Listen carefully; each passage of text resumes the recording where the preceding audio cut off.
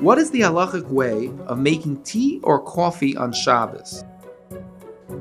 So the first thing that we have to realize is usually when we're making what we're using on Shabbos to make the coffee and tea is we're using something which is keeping the hot water hot, which is usually an urn or the like, which the way urns work is as soon as the water cools off below a certain temperature, then the urn automatically switches on and begins to cook the rest of the water.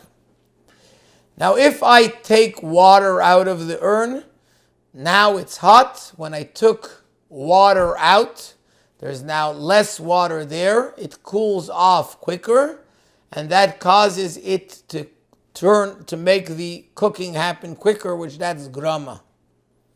And therefore, there's two options to deal with it. One option is there are special Shabbos urns, but one must make sure that it is in a Shabbos state, which means then it's on the Shabbos way. That means instead of going by the temperature, it will go perhaps by a timer.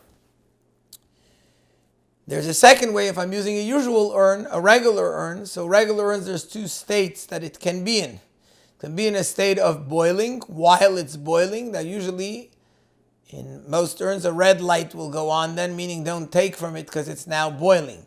Actually on Shabbos, that's the time I can take from it, because since it's already boiling, I'm not causing it to start boiling by taking. When it's in a state of just keeping it warm, by my taking water, I could be causing grama that it should now begin to cook. So one has to be careful and ask perhaps someone who knows how the urns work or a rabbi, just to make sure when you're taking the water. The next issue is bishul cooking, which means whether it's the tea or the coffee or the sugar, the issue of cooking it. Now, regarding cooking, the halacha is the following. There's what's called kli rishain. Kli rishain means the actual pot of water that was on the fire. That's the first keli, the first vessel, the first container, the one that sat on the fire. That retains the heat from the fire even when it's taken off the fire. The next thing is called kli sheni. Kli sheni is when one pours from the original container that was on the fire into another container, which is now, since it went into another container, it cools it off a little bit. Kli shlishi is when you put it into a third container. Regarding taking from an urn, what's called kli rishon and kli sheni, the general accepted way, and although because the issue is that when it's in the urn, it's actually boiling in the urn itself, but the general accepted is that the urn itself is called the kli rishon. When we put it into a cup, that cup is a kli sheni. If you put from a cup into another cup, that cup is called kli shlishi. Now, the halacha is that kli rishon is mevashel, kli rishon cooks. Kli sheni, it cooled off a little bit already.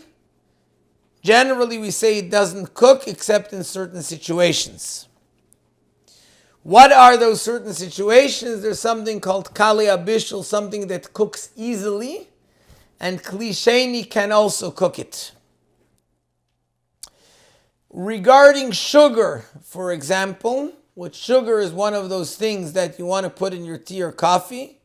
Regarding sugar, there's different opinions, but the Alter Rebbe brings an opinion to be machmir, to be more stringent and to regard it as kali abishul, as something which cooks easily and therefore which one should not put even in a kli sheni. Regarding the tea and the coffee, now if something was a tavlin means a spice. With regards to a spice, you're not looking to cook the spice, you're looking for the spice to give flavor to the food. So over there we say it can go in a kli sheni in a general way, but regarding the coffee and the tea, you're looking actually to cook them. And therefore, klisheni in that regard is also an issue. Klishlishi is something which the Alter Rebbe doesn't mention, and there's different opinions regarding those who explain the opinion of the Alter Rebbe. There are those who say that according to the Alter Rebbe in the laws of Shabbos, there's no such a thing as a klishlishi. The lowest thing, the furthest thing, is irui klisheni, which means pouring from the klisheni. And therefore, the best way to make a tea and a coffee on Shabbos would be you pour from the urn into a cup. You make sure the cup is dry before you pour it into the cup, so you're not cooking the water or anything else that was over there in the cup. You definitely do not put the coffee or the tea into the cup and then pour on top of it, because that would be irui klirishin. You pour the water into the cup. Now, once you poured the water into the cup, if you were to put something which is a tavlin, which is only a spice, into it, it's klisheni. Technically, it's not a problem.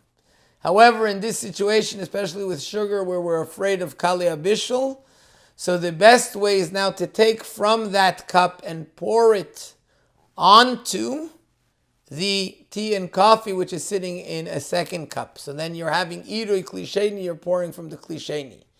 If you really want to be extra careful and cover all bases, you can pour from that cup into another dry cup, and then from the next cup, you pour again onto, so that it's irui, because it's irui either from a klisheni, so then you're pouring, and this way you're cooking it. Now, with regards to tea, a tea bag can have issues. The issues is not tzvia. The problem is not coloring, because there's no tzvia in food. Coloring is not an issue.